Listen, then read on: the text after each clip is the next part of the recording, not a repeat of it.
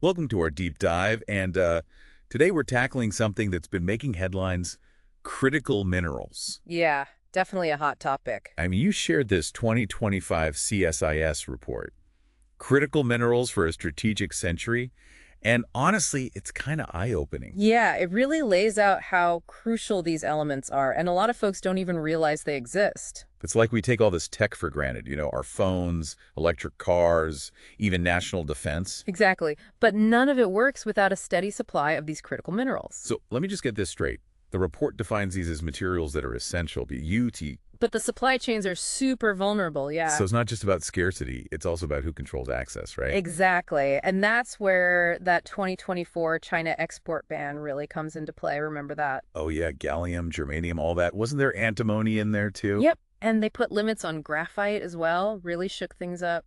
It's wild to think that something like gallium, which most people have probably never even heard of, could basically shut down industries. That's the point the report is trying to make, that we're more vulnerable than we realize. It mentioned that the U.S. has realized this a few times historically, like way back with the Stockpiling Act of 1939. Oh, yeah. And of course, critical minerals played a huge role in World War II. And then there was the energy crisis back in the 70s. Seems like we keep having to relearn this lesson, huh? So the vulnerability is real.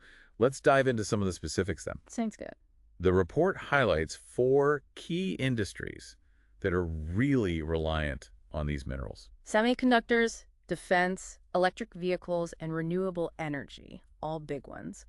Where should we start? Well, let's hit semiconductors first. I think that's where that China export ban had the most immediate impact.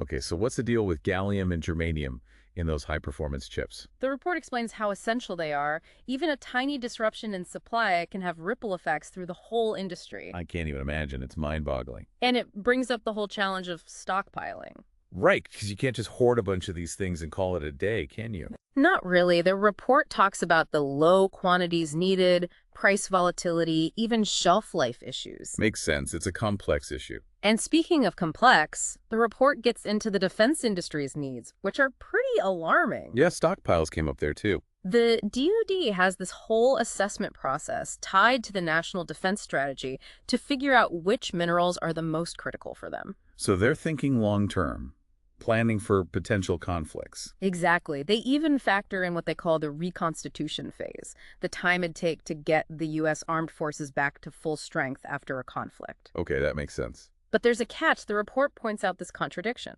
What do you mean? Well, the DoD doctrine says release stockpiles fast during a crisis, but the National Defense Strategy focuses on replacing them afterwards, like when the fight's over. So there's a gap there. When exactly does replenishing those stockpiles happen? That's the question. It makes you wonder about readiness. Are we talking potential shortages of critical minerals for defense? Potentially. Yeah, the report highlights some scary facts. Like what? The U.S. has 0 gallium stockpiled and only about 14,000 kilograms of germanium, which is only half of what we use annually. So if access is cut off, we're in trouble, fast. Exactly. And it's not just defense.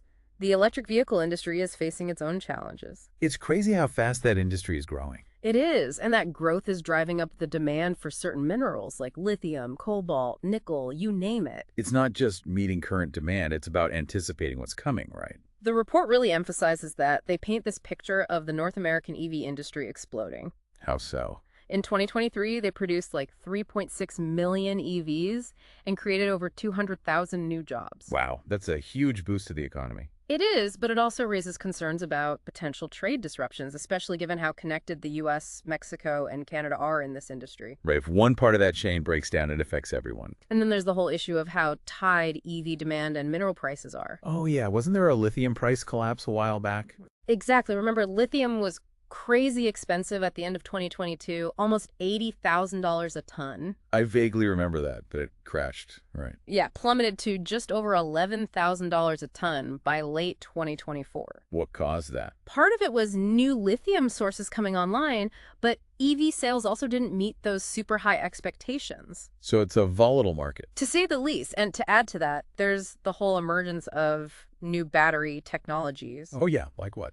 Solid-state batteries, graphene-based ones, sodium-ion, even lithium-sulfur batteries. And each of those uses different minerals. Exactly. So if one of these takes off, it could completely shift which minerals are in high demand. It's like the EV industry is on the verge of a tech revolution, and the impact on critical minerals is huge. That's a great way to put it, and this all ties into renewable energy as well. Okay, let's talk about that. Where do critical minerals fit in?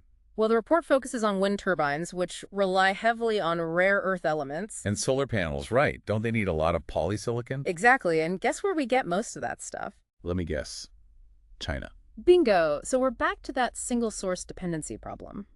So it seems like we have a lot of work to do to secure these critical minerals. No doubt, it's a big challenge. What's the Biden administration doing to address this? They must be aware of how serious this is. Oh yeah, the report acknowledges that they're taking it very seriously. What kind of actions are they taking? While they've launched a bunch of initiatives like the Inflation Reduction Act, the CHIA GPS and Science Act, even using the Defense Production Act. And wasn't there something called the Mineral Security Partnership as well? Yep, lots going on. It's almost too much to unpack. Well, let's start with the Inflation Reduction Act. That one's been in the news a lot. Makes sense. It's been a big focus. What's the report's take on it? They really dig into the details, especially the parts focused on boosting domestic production of critical minerals in EVs. Makes sense. The goal is to rely less on other countries, right? Exactly. Stimulate economic growth here in the U.S. Big, ambitious plan. For sure, but the report also highlights some unintended consequences. Oh, like what?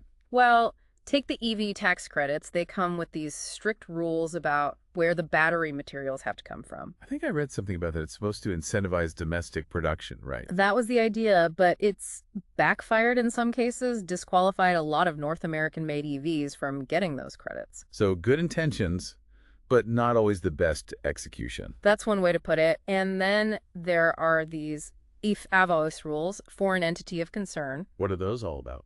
They're meant to keep China out of the EV supply chain, which makes sense strategically. That sounds complicated. It is created a lot of confusion for manufacturers. The report points that out. So the IRA is a mixed bag, some good, some not so good. Definitely a learning curve, but the report does highlight some positive outcomes too. Like what?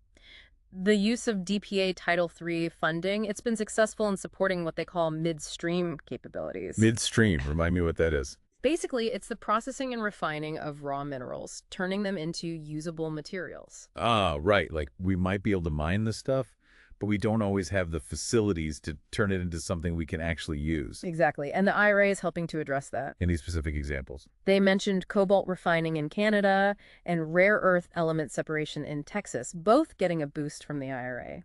So at least some progress there. Definitely. And then there's the GPS and Science Act that plays into this too. Well, I was just thinking about that. How does that fit in?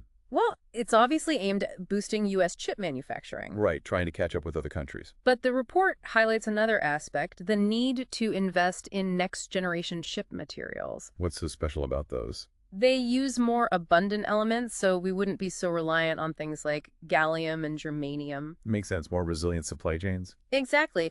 The report specifically mentions the metrology program and the microelectronics commons. What are those? They're GPS Act initiatives focused on developing these new materials. So it's not just about making more chips, it's about making them in a smarter way. Precisely, long-term thinking. And finally, the Defense Production Act. I know that's been used in all sorts of crises. It has, but it's become a crucial tool for funding critical minerals projects too. Like what? Grants and loans for everything, mining, refining, recycling, even workforce development. No, pretty versatile. Definitely. The report gives some real-world examples. Like what? Linus USA, they have a rare earth element separation facility in Texas. Okay, and that got funding through the DPA. Yep. And MP Materials, they have a rare earth mine in California, also supported by the DPA. So they're putting their money where their mouth is, so to speak. That's one way to put it. Looks like we've got a lot more to dig into here. This is just the tip of the iceberg. Definitely a lot to unpack. This is a complex issue with no easy answers. Well, let's dive into those complexities. In part 2 of our deep dive, we'll explore some of the key challenges and opportunities outlined in this report, from permitting reform to international partnerships, even the potential of deep-sea mining. Okay, so we've covered a lot of ground, but it feels like we're just getting started. Yeah, we've established that these critical minerals are super important, the U.S. is vulnerable, and the Biden administration is trying to fix it. But what are the biggest roadblocks? What's actually standing in the way of this critical minerals independence we keep hearing about?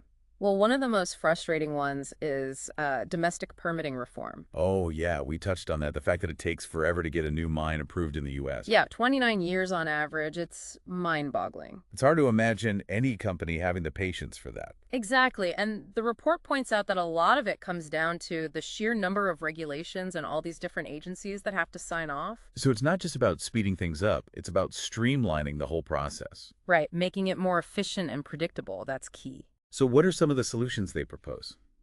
Well, simplifying the NEPA process, that's a big one. The environmental review thing. Exactly. And also giving those agencies more resources and expertise so they can actually do these reviews quickly. Makes sense. If you want them to work faster, you got to give them the tools to do it. They even talk about borrowing some faster permitting models from other industries. Oh, yeah, like what?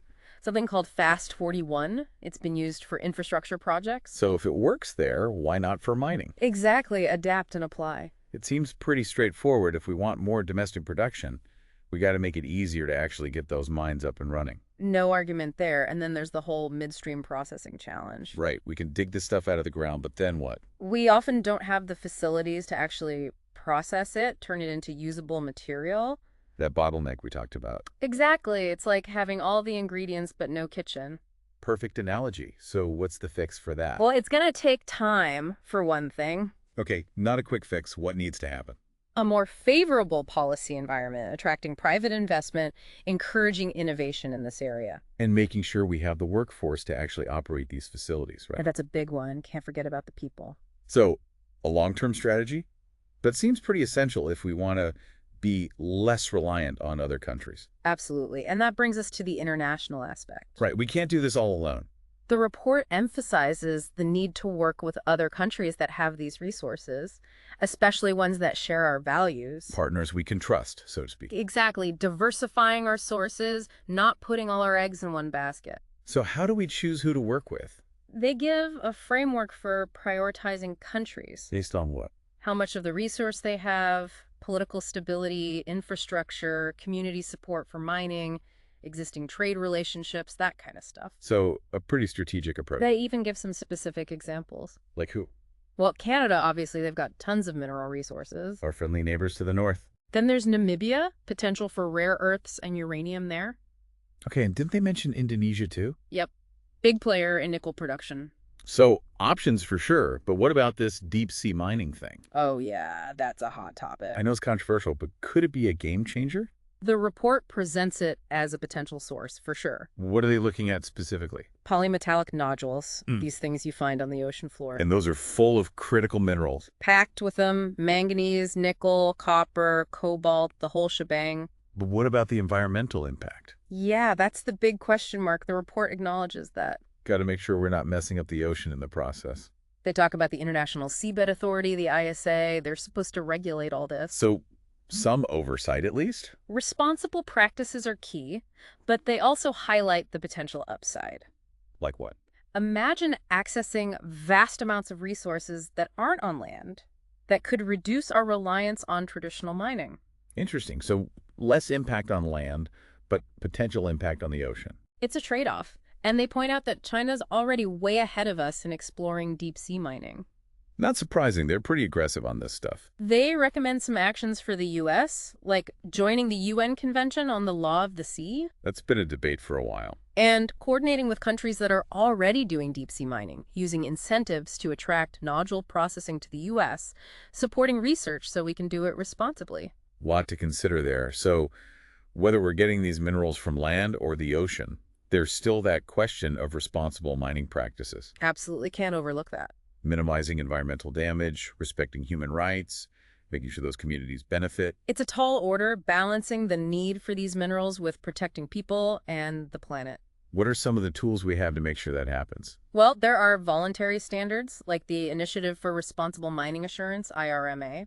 Okay, and that helps to make sure things are done the right way. It sets guidelines, promotes best practices, and then there's the Mining Association of Canada's program. What's that called? Towards Sustainable Mining, TSM. So those are good starting points. The report goes further, suggests some concrete steps like a one-stop shop for getting mining permits. So instead of going through a million different agencies, you just go to one place. Exactly. Streamline the whole thing, make it more transparent. Love that idea. What else? They talk about programmatic environmental reviews. What does that mean? Instead of doing an individual review for every single project, you do one for a whole category of mining activity. So it's more efficient, but still takes the environmental impact into account. Exactly. Finding that balance, they also recommend increasing funding for the agencies that do these reviews. Makes sense. You can't expect them to do more with less. They also talk about including responsible mining standards in trade agreements. So it's not just voluntary, it's built into how we do business with other countries. And creating green premiums, basically paying more for minerals that are sourced responsibly. Interesting. So using economic incentives to drive positive change. Exactly. Hit them where it hurts, their wallets. They also recommend setting up a national panel on mining, right? Yep. Bringing together people from industry, government, environmental groups, communities. So everyone has a seat at the table. Find common ground. Figure out the best path forward. That's the idea. Collaborative approach. I like it. Yeah. But even with the best policies and practices, it all comes down to having the right people. Oh, absolutely. Can't forget the workforce. We can have all the minerals in the world, but if we don't have the people to actually mine them, process them, manufacture them, it's all for nothing. The report makes that very clear. They say labor shortages are a major problem. And it's not just about quantity, right? It's about having people with the right skills. They highlight mining, geology, engineering, manufacturing, even recycling. A lot of different areas where we need expertise. So how do we fix that? Big question. What do they recommend? Using existing federal programs and tax incentives to support workforce development. Okay, so there are programs out there that could be helpful. They specifically mention the Workforce Innovation and Opportunity Act, WIOA. And what would that do? Provide training, education, make sure people have the skills they need. They even propose creating a whole new initiative, What would that be called? the National Critical Minerals Workforce Initiative. Pretty straightforward. I like it. Dedicated to addressing this skills gap. Connecting workers with jobs, making sure we have a pipeline of talent coming into this industry. So it's not just about filling the jobs we have now, it's about anticipating future needs. Long-term vision, that's what's needed. Okay, so we've covered a ton of ground here. Domestic permitting reform, midstream processing, international partnerships, deep-sea mining, responsible mining practices, workforce development. It's a lot, and it's all connected. It's clear that this is a complex issue with no easy answers. But the good news is there are solutions out there. We just have to be willing to put in the work. Well, speaking of work, I think we need to move on to part 3 of our deep dive. Sounds We'll dig into this issue of strategic mineral stockpiles, something the report spent a lot of time on. That's a fascinating part. Lots of history there. And it's becoming increasingly relevant today.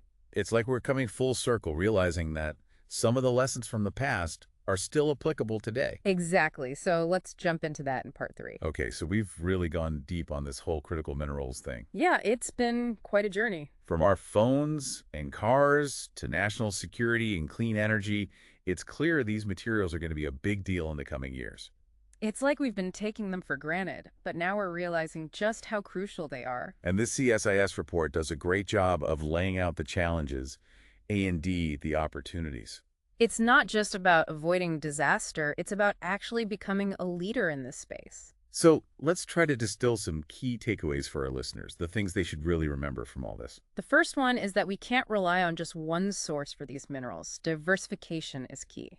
Don't put all your eggs in one basket, right? Especially when that basket might be a bit shaky, like we saw with China's export restrictions. Sent shockwaves through the tech industry, really exposed our vulnerability. So, yeah, gotta have multiple sources both here in the U.S. and through partnerships with other countries. Okay, diversification, check. What else? Responsible sourcing has got to be a top priority. Can't just be grabbing these minerals any way we can. Right. Got to think about the environmental impact, human rights, all that. It's not just about getting our hands on the stuff. It's about doing it the right way. Makes sense. And it's not just about ethics. It's good business, too. Companies that do things responsibly are going to be more successful in the long run. People are paying attention to that kind of stuff now. Absolutely. Consumers, investors, everyone. So responsible sourcing, another big takeaway. And then there's the need for innovation. Can't just keep doing things the way we always have. Got to find new and better ways, right? Exactly. Invest in research and development, explore new technologies. Like what? Finding substitutes for scarce materials, improving recycling, making mining less damaging to the environment. A lot of potential there. And of course, workforce development is going to be crucial. Right. We need people who can actually do all this stuff. As demand grows, the need for skilled workers is only going to increase. So more education, training, apprenticeship programs, Got to make sure we're preparing the next generation for these jobs. and making sure those opportunities are open to everyone. Absolutely. Diversity is key for a thriving industry. Okay, so we've got diversification, responsible sourcing, innovation, workforce development. And the final big takeaway is international collaboration. This isn't something the U.S. can tackle alone. We need to work with other countries, share knowledge, coordinate our efforts. This is a global challenge, requires a global response. So we've laid out the landscape, Mm. highlighted the challenges, and pointed to some solutions. Now it's up to all of us to figure out what role we're going to play. What can each of us do to make sure these minerals are used responsibly and sustainably?